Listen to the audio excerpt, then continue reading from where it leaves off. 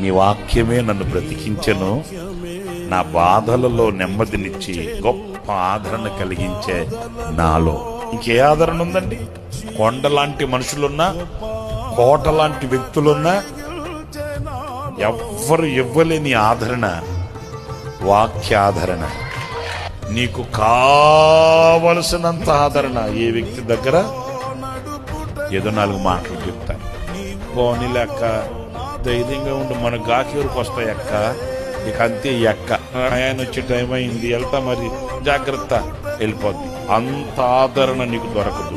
ఏం కాదు బ్రదర్, నీకేదన్నా అవసరం వస్తే ఒక మిస్డ్ కాల్ ఇవ్వు అని మిస్ అయిపోతాడు.